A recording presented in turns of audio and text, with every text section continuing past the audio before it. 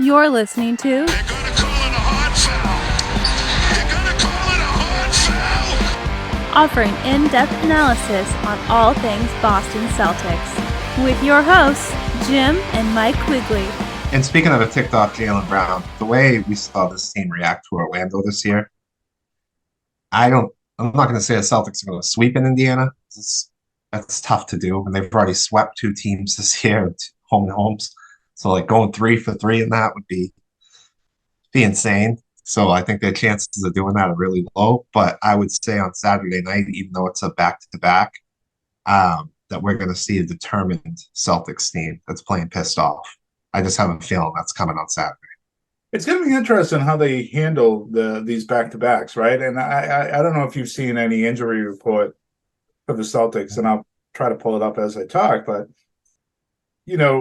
they've handled them differently at times this year. All the time. Yeah, like you don't know if they're going to sit Porzingis or play him or what's going on. And there's been times where they split Porzingis and Horford, right? Where Horford's played the front end and Porzingis has played the back end of these back times where they both played, and then stat. I wonder too with Drew Holiday, and I would do this if they start giving him kind of the Horford treatment on these back to backs. Holiday, and Porzingis, all three of them need to have that treatment, in my opinion. Yeah, I think that's the best approach because you're winning without these guys anyway. So just sit them. So what's interesting is Al Horford is questionable with rest for tonight. So rest him. So I imagine they're going to set him on the front end tonight of the back-to-back and have him play in Indiana, which,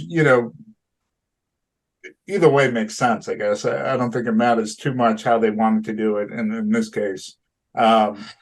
There's been times where Porzingis played both games.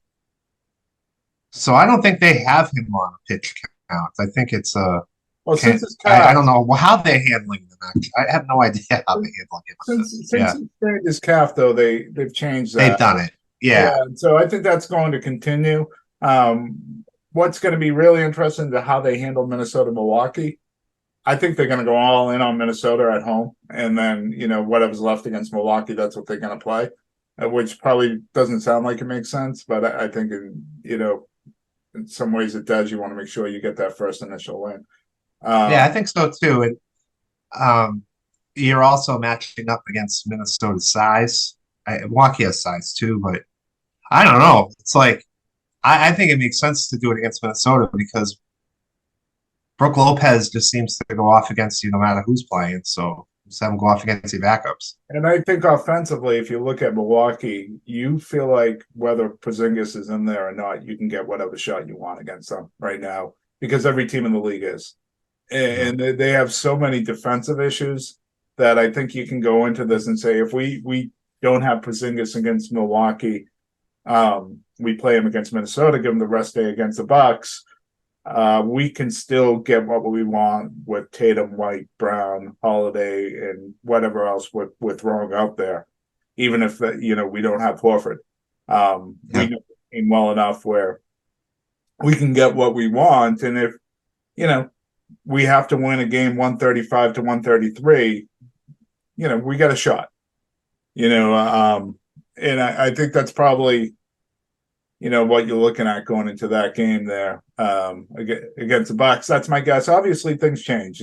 Guys get hurt or, how the Celtics play going into the Bucks game. That all those things can change. But feels like this has been the Celtics schedule like all season. Feels like it's tough. Been a lot of back-to-backs. They've played a lot of good teams.